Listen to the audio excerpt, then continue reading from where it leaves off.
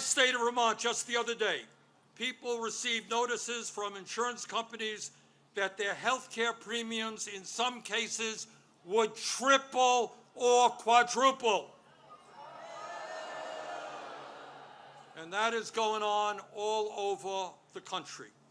At a time when we already pay, by far, the highest prices in the world for health care, millions of Americans are going to see outrageous increases in their health care premiums, which they cannot afford.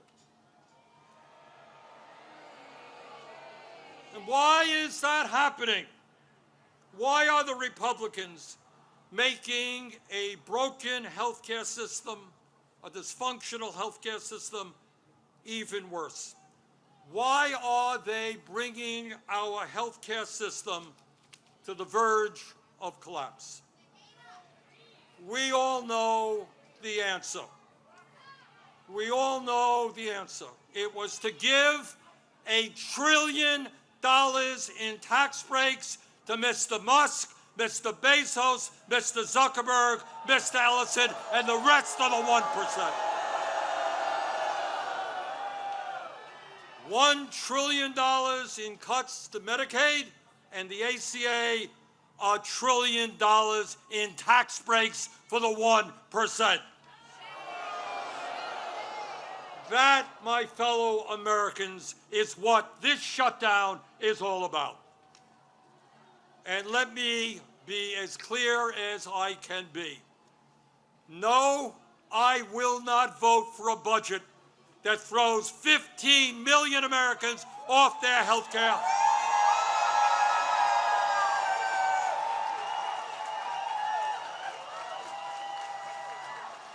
No, I will not vote for a budget that doubles premiums for 20 million Americans.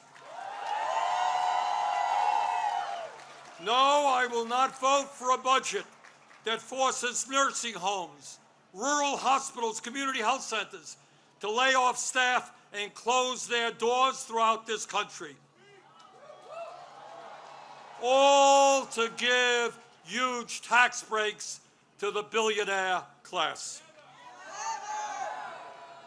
So today, right now, I say to my Republican colleagues, come back from your month-long vacation.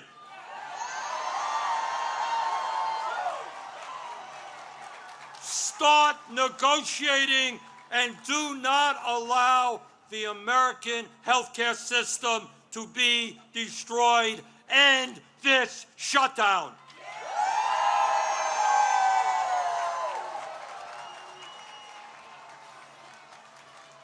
My fellow Americans, we are the greatest country in the history of the world. And when we stand together and don't allow demagogues to divide us up, there is nothing that we cannot accomplish.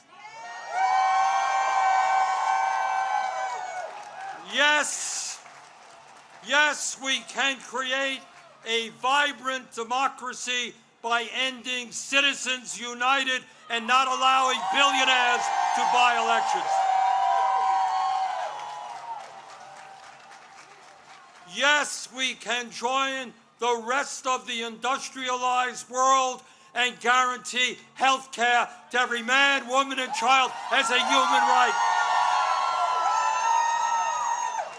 Yes, we can build millions of units of low-income and affordable housing and allow our younger generation to enjoy the American dream and own a home of their own.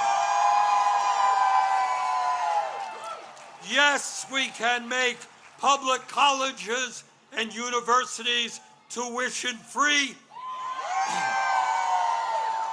and have the best child care and public school system in the entire world.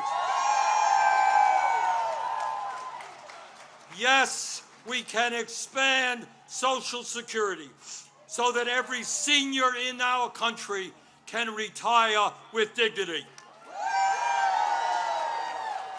Yes, we can raise the minimum wage to a living wage, and guarantee every worker the right to join a union.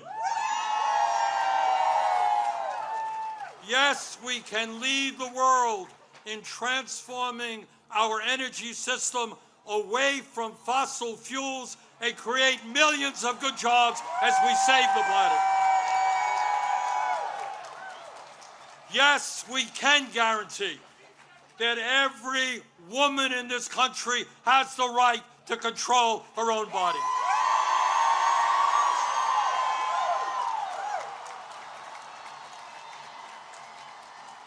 Yes, yes, we can have a foreign policy that guarantees that never again will American taxpayer dollars be used to starve children in Gaza or anyplace else.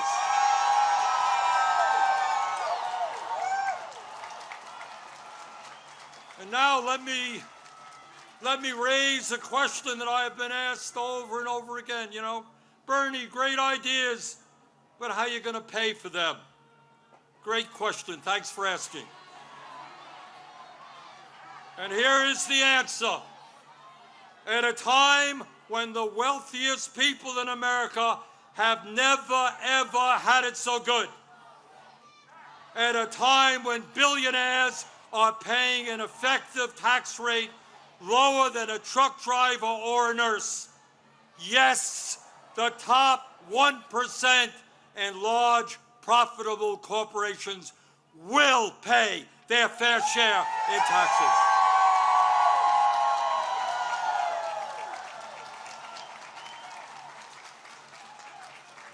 My fellow Americans, the establishment, including the corporate media and many of my colleagues in Congress, want you to believe that you are powerless. They want you to believe that you cannot change the status quo. But that is a lie. Throughout the history of our country, when Americans have stood up and fought for justice, they have prevailed.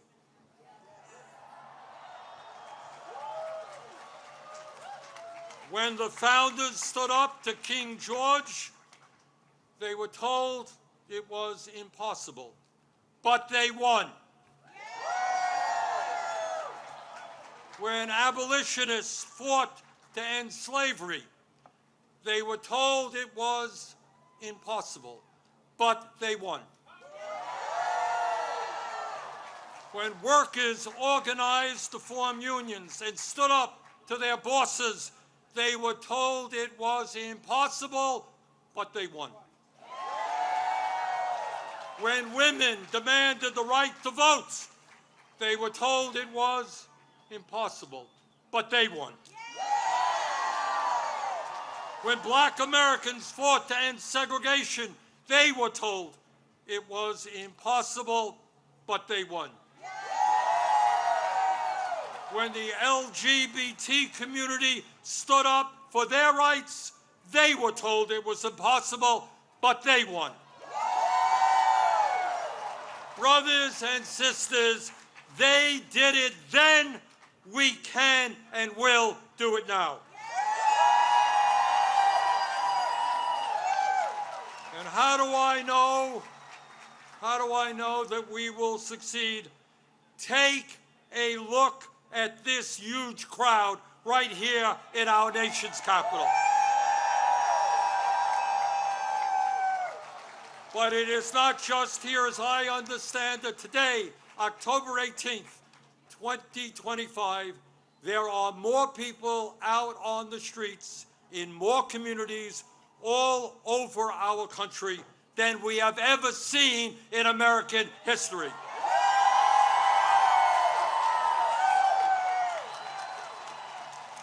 Brothers and sisters, this is not the end. This is just the beginning.